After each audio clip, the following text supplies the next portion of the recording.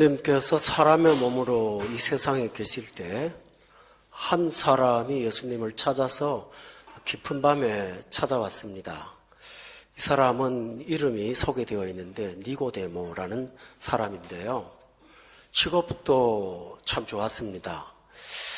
유대인 사회의 71명에 속하는 사내들인 공회당의 공회원으로서 지금으로 말하면 국회의원 정도의 직업을 갖고 있는 사람이었습니다. 동시에 그 사회에서 매우 존경하는 바리새인이라는 특정 계파에 속한 사람이었습니다.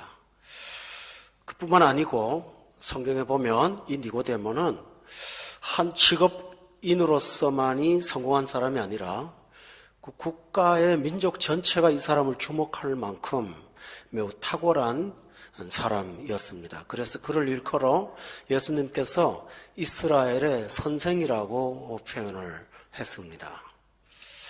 그는 당시에 예수님에 대해서 자신과 함께하는 사람들이 매우 배척하는 상황이었는데 그는 진실한 사람이었습니다. 그래서 예수님에게 뭔가 남다른 점이 있다는 것을 발견하고 위험을 무릅쓰고 깊은 밤에 예수님을 찾아왔습니다.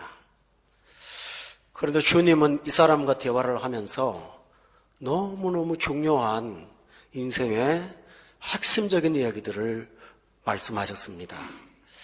여러분이 잘 아는 요한복음 3장 16절 하나님이 세상을 이처럼 사랑했습니다. 독생자를 주셨습니다. 이는 저를 믿는 자마다 멸망치 않고 영생 얻습니다. 이 말을 니고데모한테 말씀해 주셨습니다.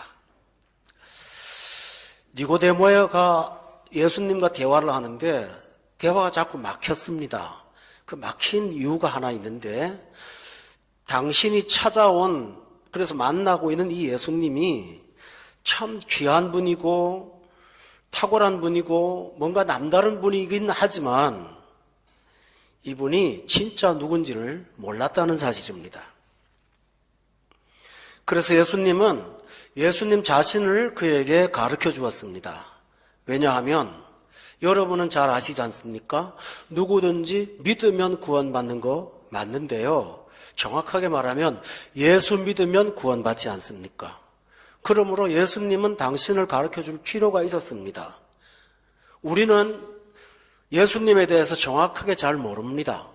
예수님이 가르쳐 주셔야만 알 수가 있어요. 왜냐하면 예수님은 오늘 3장에 보면 당신을 가르쳐서 하늘에서 내려왔다고 말씀하셨어요. 이 세상의 모든 사람들은 부모님으로부터 태어나지 하늘에서 내려오는 사람은 아무도 없죠. 그러니까 니고데모가 이분의 기원에 대해서 이해할 수가 없었던 것입니다. 또 하나 그분은 하늘로 올라간다고 또 말씀하셨습니다. 이런 경우도 없기 때문에 예수님은 니고데모에게 자신을 소개하셨습니다. 그러면서 오늘 본문 이야기를 하고 있습니다. 예수님은 자신을 가르쳐주면서 가장 중요한 몇 가지 말씀하셨는데 예수님 자신이 하나님이 하신 일 중에 가장 중요한 일이라고 말씀하셨습니다. 첫째로 하나님이 하신 일은 뭐냐 하면 본문 17절을 여러분 함께 보시면 하나님은 그 아들을 세상에 보내셨습니다. 여기서 하나님이 아들이라고 말씀하셨습니다. 하나님이 오셨는데 하나님이 아들로 세상에 오셨던 분이 바로 예수님이십니다. 그런데 하나님의 의지로 보내신 바 되어서 예수님을 하나님이 세상에 보내었다고 표현했습니다. 여기 중요한 사실은 세상은 물리적인 피조세계를 말하는 것이 아니고 예수님을 믿지 않고 구원받지 못한 각 사람을 일컫는 총칭입니다. 다시 말하면 한 사람 한 사람 믿지 않는 사람한테 보내었다라고 말씀하셨습니다. 모든 종교는 사람이 찾아갑니다, 신을. 그러나 성경은 하나님이 나를 찾아오셨습니다. 보냈습니다. 라고 말씀하셨습니다. 어떤 타종교는 신을 찾아가서 추구하지만 실제로는 존재하지도 않고요. 하나님은 우리가 만날 수 있는 분으로 오셨는데 아들로 오셨습니다. 우리하고 몸 같고 우리처럼 피도 있고 우리처럼 인격도 있는 분으로 오셨는데 16절과 18절에 보면 이 아들의 특징은 독생자입니다. 독생자라는 말은 하나밖에 없는 아들이다, 그런 얘기입니다. 다른 말로 표현하면 하나님이 두 번 보내지 않는다라는 말이죠. 전에도 없었고 후에도 없는 유일한 분이 바로 하나밖에 없다라고 표현해서 독생자라고 강조하고 있습니다. 하나님이 또 보내지는 않으실 겁니다. 하나님은 그 하나밖에 없는 아들을 세상에 보내셨는데 그분이 바로 예수님이십니다. 왜 보내셨는가 하면 17절에 보면은 그 아들을 세상에 보내신 것은 하고 말씀하시기를 세상을 심판하려고 하심이 아니고 그로 말미암아 세상이 구원받게 하는데 아들을 보내신 목적이 있다고 했습니다. 아들을 왜 보냈습니까? 여러분 한 사람 한 사람 구원하시기 위해서 하나님이 아들로 이 세상에 오셨습니다. 여기 중요한 것은 그의 가르침을 통해서 구원받는다라고 하지 않았습니다. 17절에 보면 그로 말미암아 구원받는다고 되어 있어요. 이것은 굉장히 중요한 차이가 있습니다. 모든 종교는 교주가 다 있습니다. 있는데 그가 가르쳐요, 사람들을. 이렇게 해보세요, 저렇게 해보세요 하고 좀 더 조언을 해요. 그러나 오늘 본문에는 그의 가르침으로 말미암아라고 하지 않고 그를 통하여 구원받게 하신다라고 되어 있어요. 이것이 너무너무 차이가 나는 거예요. 철학도 사람을 가르쳐요. 인문학도 사람을 가르쳐요. 학교 선생님도 사람을 가르쳐요.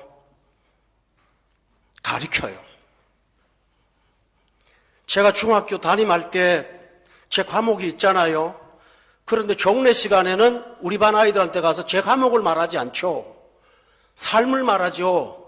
교복 똑바로 입어. 내일 올 때 회충약 갖고 와라. 도시락 꼭 싸갖고 와야 돼. 밥 걸으면 안 돼. 뭐 이런 얘기들을 했습니다. 가르치는 거죠. 제가 밥 싸주는 건 아니고요. 제가 해충약 챙겨주는 거 아니잖아요. 그렇게 하라고 지시를 합니다. 이 세상은 전부 다 지시하고 가르치는 사람으로 가득가득합니다. 그러나 예수님은 가르치려고 오신 분이 아닙니다. 니고데모는 예수님을 선생이라 표현했지만 오늘 성경은 그로 말미암아 세상이 구원받게 하시려고 여기에 강조점이 있습니다. 물에 빠진 사람이 있다고 가정합시다. 물 밖에 서 있는 사람이 그거 봐. 평소에 그 물가에 가지 말라고 했잖아. 잔소리 한다고 사람이 물에서 건져 나올 수가 있을까요? 안 됩니다. 또 한 사람 옆에 있으면서 하는 말이 저 줄이 썩었어. 저 줄 좀 바꿔놔봐. 바꿔놓은들 그 사람이 잡을 수가 있을까요? 물에 빠진 사람은 건져내는 것은 이론도 설명도 가르침도 조언도 아니에요. 물에 뛰어 들어가는 거예요. 예수님이 그거 하러 오신 거예요. 그 일 하러 오신 거예요. 그런데 어떻게 그 일을 하시나요? 대단히 중요한 내용이 있어요. 사람들이 구원 이야기하면요, 기독교의 전문 용어로는 이해를 하세요. 근데 그것이 나의 실상이라는 사실과는 연결하지를 않으세요. 종교가 필요한 것은 인정하세요. 내 삶에 좀 정서적으로 고갈될 때 내 메마름을 기름지게 해줄 수 있는 가르침 필요하잖아. 복잡한 세속을 떠나서 깊은 산사에 들어가서 좀 조용한 새소리와 함께 맑은 공기를 좀 마시고 며칠 좀 있으면 정신이 맑아지지 않을까? 그조차도 없다면 은밀한 공간에 가서 촛불을 몇 개 켜놓고 고요히 앉아있어 명상을 하다 보면 마음이 좀 가라앉지 않을까? 등등 이런 것들을 생각을 하지요. 그러나 그것은 구원이 아닙니다. 촛불 켜놓고 분위기를 만들어서 마음을 차분히 가라앉았다고 합시다. 문 밖에 나갔을 때 내 현실이 바뀌었나요? 안 바뀝니다. 더 무서운 게 있습니다. 지나간 현실이 있어요. 지나간 과거가 있어요. 시간적으로 지나갔고 공간적으로 지나갔고 없어요. 실체가 없는데요. 나는 그 과거에 붙잡혀 있어요. 너무너무 사실이에요. 나이가 들을수록 점점 더 명확해요. 맑은 공기를 마시면서 며칠 산사에 있다가 내려왔다고 한들 내 영혼을 사로잡고 있는 지난 세월이 실체 없는 존재가 사라지던가요? 그러지 않아요. 어떤 종교는 가르쳐줍니다. 너의 존재가 완전히 사라져버려야 고난도 고통도 다 함께 물러간다고요. 여러분, 내 존재가 없다면 그게 무슨 의미가 있겠습니까? 불교에서 그걸 전문용어로 무아라고 합니다. 자아가 존재하지 않는 무아. 내가 없어지려고, 내가 있기 위해서 고민하는데 내가 없어지는 것은 무슨 의미가 있겠습니까? 따라서 이런 것은 구원이 아니라 포기고 실패고 도피입니다. 구원은 그런 것이 아니에요. 여러분, 구원이라고 하면 내게 뭔가 문제가 있다는 것을 전제하는 용어입니다. 오늘 본문에 보면 굉장히 무서운 내용을 하나 말씀하고 있습니다. 17절에 보시면 심판이라는 단어가 나옵니다. 재판이라는 말보다 심판이라는 더 강한 용어를 쓰고 있습니다. 18절도 보면 심판이라는 단어가 있고 18절 또 심판이라는 단어가 있으면서 오늘 본문에 3번이나 반복하고 있습니다. 헬라어라는 원어 성경에 의하면 한 단어를 한 문장에 3번씩 반복하면 최상급에 속합니다. 여기서 심판은 우리의 운명을 가리키는 결정적인 용어입니다. 16절은 심판을 동시에 멸망이라고도 표현했습니다.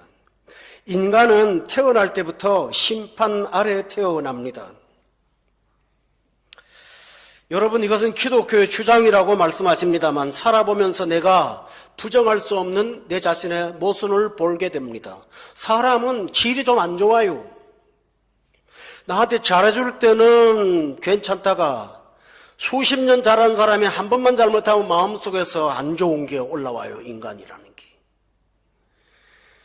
마치 고양이가 사랑하면 발톱을 감춰놓았다가 조금 기분 나쁘면 발톱 꺼내는 것처럼 내 속에는 뭔가 내 속에 있는 것이 하나 있어요.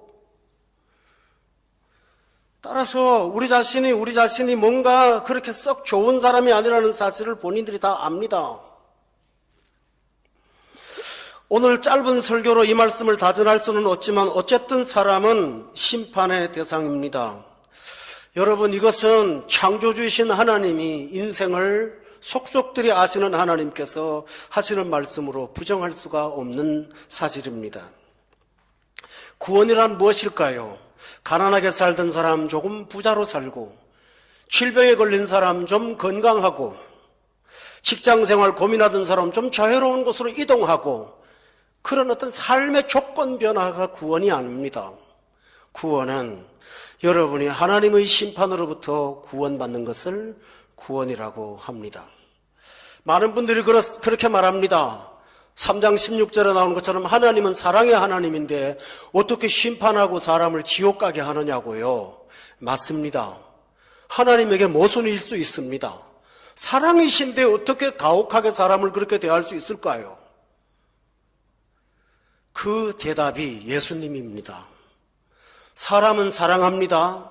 불의를 용납할 수는 없어요. 그런데 불의한 사람을 심판하셔야 되는데요. 하나님은 사랑이시기 때문에 사랑의 대상을 심판하실 수 없어요. 그래서 자기 아들을 세상에 보내셨어요. 그리고 자기 아들한테 우리가 받을 심판을 다 떠넘기셨어요.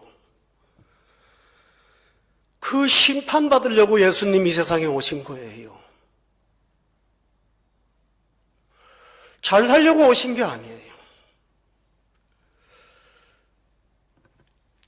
좀 안 좋은 얘기를 좀 표현하면 어떨까요?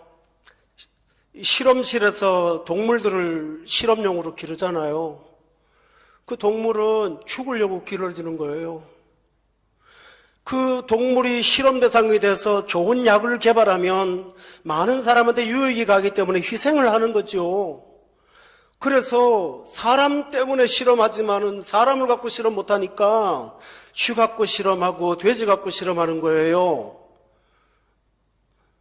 제가 이런 말씀을 드리면 십자가의 교리에는 정확하게 맞아떨어지진 않지만 예수님은 바로 우리가 받을 심판을 대신 받기 위해서 이 세상에 오신 분입니다.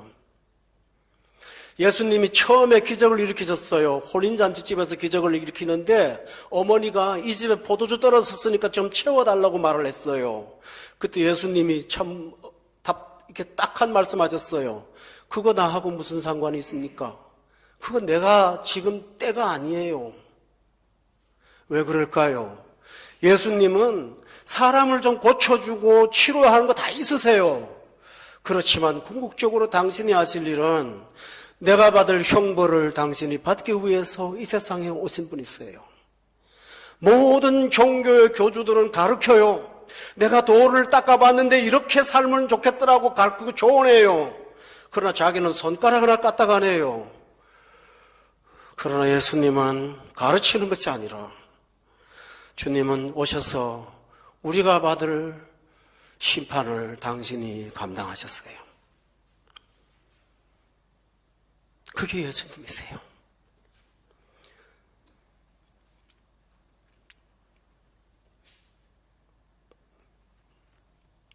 그리고 난 다음에 우리의 구원의 길을 만들어 주셨어요.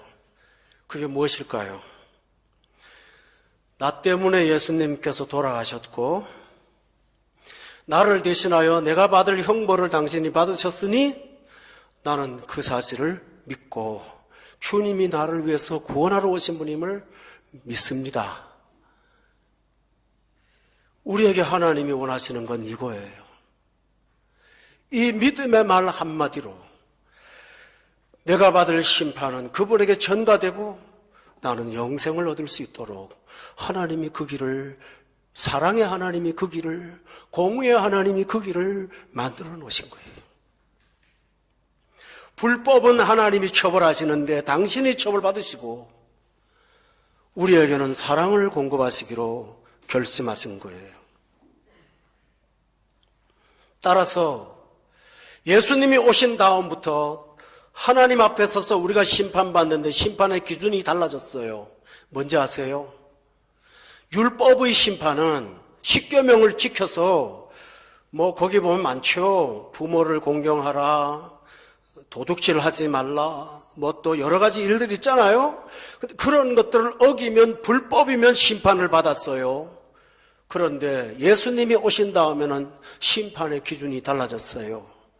심판을 이미 받으셨으니 그 사실을 믿는 자, 안 믿느냐, 그게 심판의 기준이 된 거예요.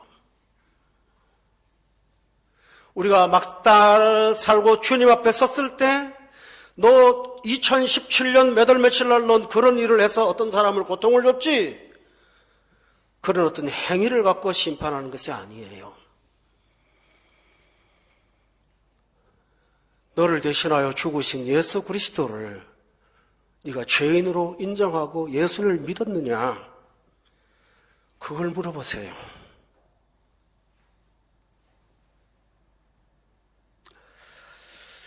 성경의 한 구절 읽어드릴게요. 내 말을 듣고 또 나 보내신 이를 믿는 자는 영생을 얻었고 심판에 이르지 아니하나니 사망에서 생명에 옮겼느니라. 이것이 구원이에요. 참 이상한 게요. 그 믿는다는 말이 쉬울 것 같은데 쉽지가 않아요. 쉬우면 얼마나 많은 사람이 믿겠어요. 지구상에 예수 안 믿는 사람이 너무너무 많아서 안 믿는 사람을 위해서 세상에 오셨다고 하지 않고 세상에 오셨다고 표현을 할 정도로 오늘날 이 세상에는 예수 안 믿는 사람이 너무 많아요. 여러분, 더 중요한 얘기를 하나 할게요. 이 요한복음은요, AD 1세기에 요한 공동체를 위해서 기록된 거예요. 요한 공동체는 100% 예수 믿는 사람들입니다. 외형으로요. 그런데 사도 요한은 그들 중에서 무늬만 신자가 다수가 있다는 사실을 발견했습니다. 그래서 요한복음 기록한 거예요. 오늘 본문에 난 니고데모도 자기는 이만한 사람이라면 구원이 확실히 된다고 생각했을 거예요. 근데 아니라고 하는 거예요. 따라서 믿음을 문제로 다룰 때 불신자는 당연히 안 믿지만 교회에 오신 사람들도 예수 안 믿는 사람 많더라고요.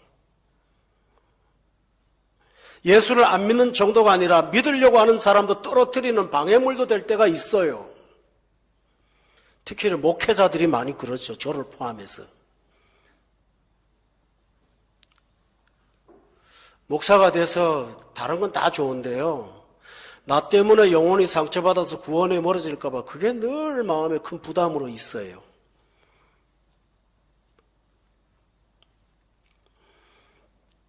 또 하나 말씀드릴게요. 심판하니까 여러분은 상식적으로 이해하실 거예요. 아, 죽으면 지옥 가는 거 말하는 건가 봐. 아니요.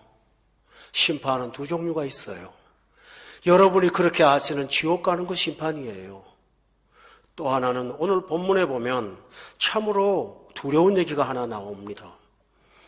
여기 보니까 18절에 보면 그를 믿는 자는 심판을 받지 아니하는 것이요 믿지 아니하는 자는 하나님의 독생자의 이름을 믿지 아니하므로 그 다음 말이 뭐라고 그랬나요? 벌써 심판을 받은 것이다 그랬어요. 심판은 미래형이 아니고요. 미래형만 아니고요. 지금 현실이라는 사실을 말씀하고 있어요. 벌써 심판이라는 게 뭘까요? 지금 하나님이 가혹하게 우리를 고통을 주고 그런 걸 말하는 게 아닙니다. 로마서에 보면 하나님을 마음에 두기 싫어하는 사람들에게 하나님이 노력을 하세요. 믿으라고. 그래도 말을 안 들으면 하나님이 하시는 현재의 심판은 내버려 두는 거예요. 많은 사람들이 악을 행하고 살아도 당장의 심판이 없으니까 마음이 담대하고 하나님이 안 계신 것으로 착각하고 있는데요. 실제로 하나님은 그를 방치하시는 거예요. 왜요? 왜 방치할까요?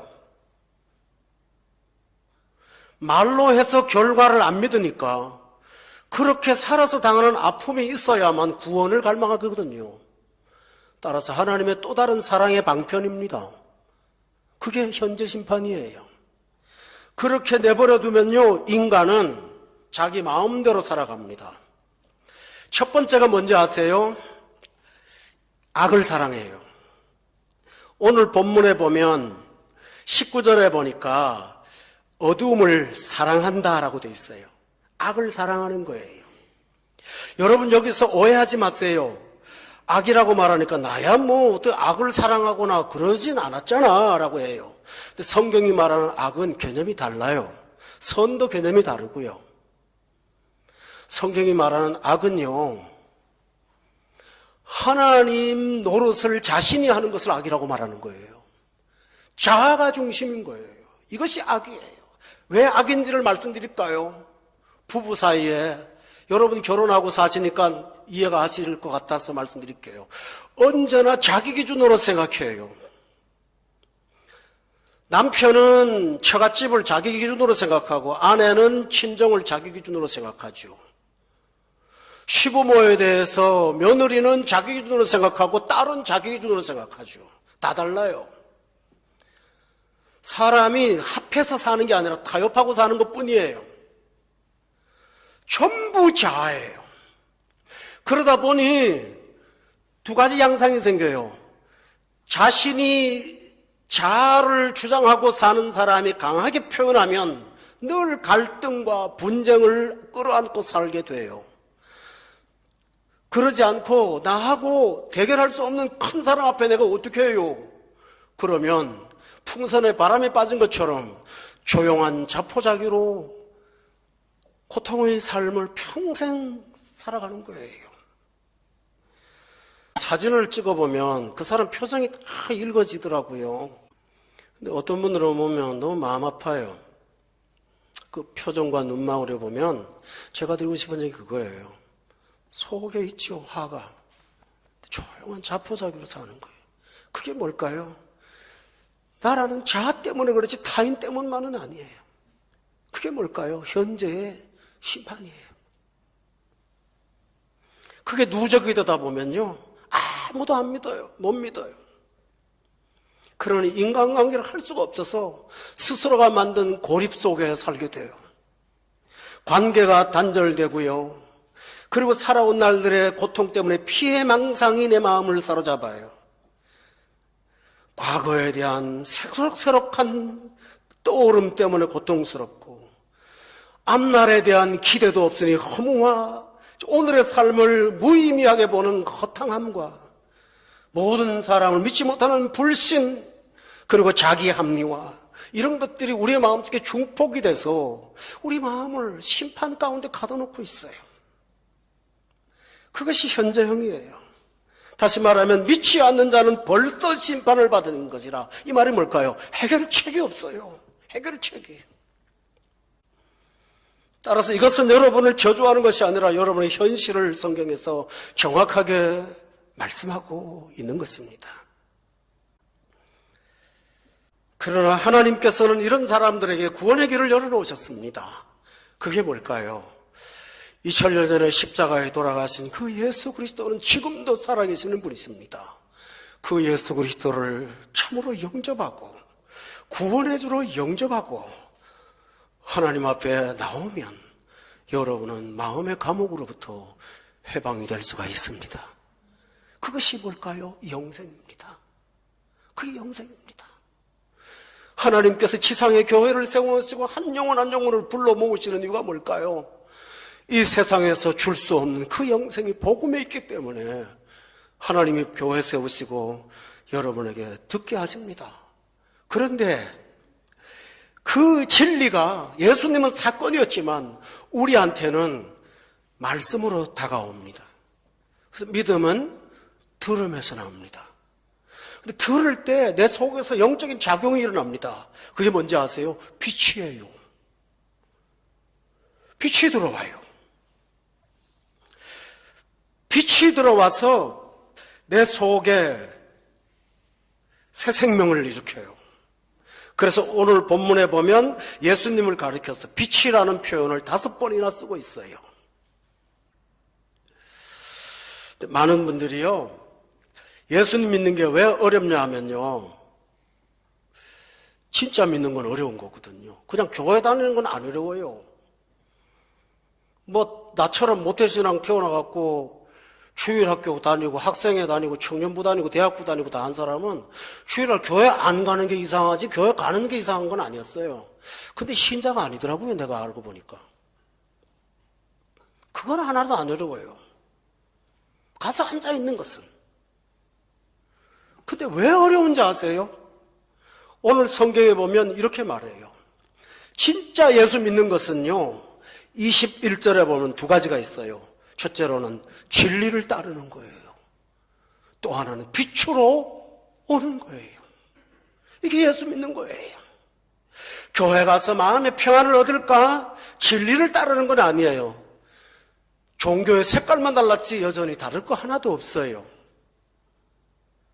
그러나 진짜 예수 믿는 것은 진리를 따르는 거예요. 여기서 진리는 예수님을 가리키기도 해요. 그리고 그것이 빛이에요. 빛으로 와요. 빛이 뭘까요? 어둠이 있는 사람이 빛이 들어오면 다 밝혀져요. 제가 쉬운 예를 하나 들면 이해하실 거예요. 구약에는 지금처럼 이런 예배를 드리지 않았어요.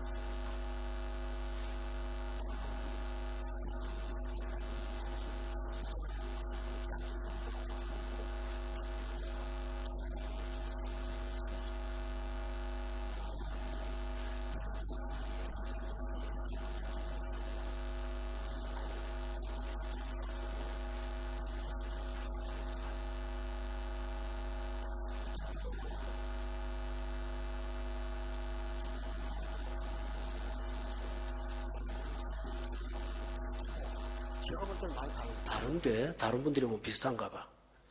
그 사람은 술도 잘 드시고 담배도 잘 이렇게 먹고 이제 그러는데 형이니까 저를 찾아와야 되는데 교회 오면서 아마 이제 담배 한 대 물고 올라왔는가 봐요. 그 다음날 목사님 담배 피웠다고 소문 난 거예요. 나 알고 보니까 동생이 왔다 간 거예요. 근데 그걸로는 좋은데 어떤 분이 하는 말이 목회자가 그런데 그 교회를 어떻게 나가겠냐? 예수 어떻게 믿느냐? 그래서 오해를 풀었습니다만 오늘날 많은 분들이 교회를 나가지 않는 정당한 이유를 기존 신자들의 불의를 보면서 저 따위를 놓고 내가 어떻게 교회를 나가? 여러분을 속이지 마세요. 그것은 핑계일 뿐입니다. 병원에 건강한 사람 옵니까? 그들은 빛으로 나오는 것입니다. 차라리 교회 와서 고백하면서 있는 사람들을 통해서 하나님이 주시는 영생이 선포되는 것을 기억하며 여러분 어둠을 사랑하는 여러 가지 핑계를 내려놓으세요.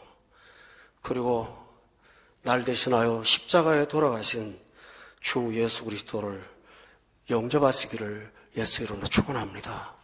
이것이 빛으로 오는 것입니다.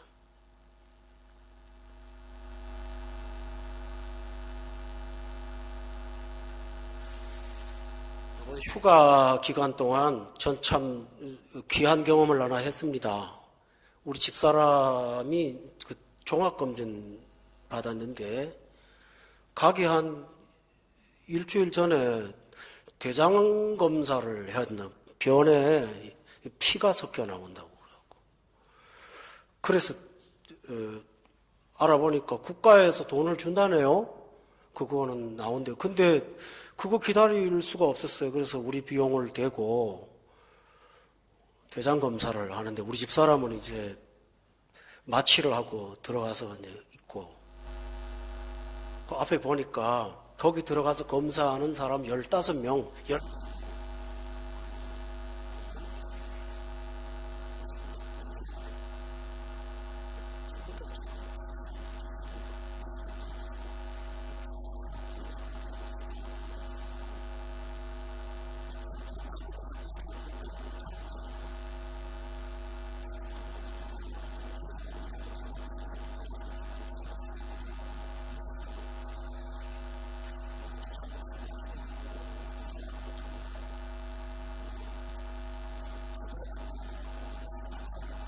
그 지저분하더라고요.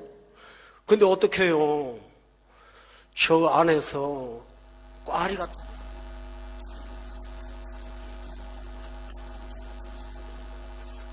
사람 불러갖고 사인하라 그러더라고. 수술해야 된다고. 나도 간이 콩알만해지는 거 우리 집사람한테 요만한 거 하나 나오면 어떡할까 하고 처음부터 끝까지 열심히 좌우간 그 속을 들여다 봤습니다. 끝까지 다 봤어요. 나 우리 집사람 연애할 때 그거 보고 했으면 결혼을 못했을 것 같아. 그걸 봤어. 그때 제가 깨달음이 왔어요.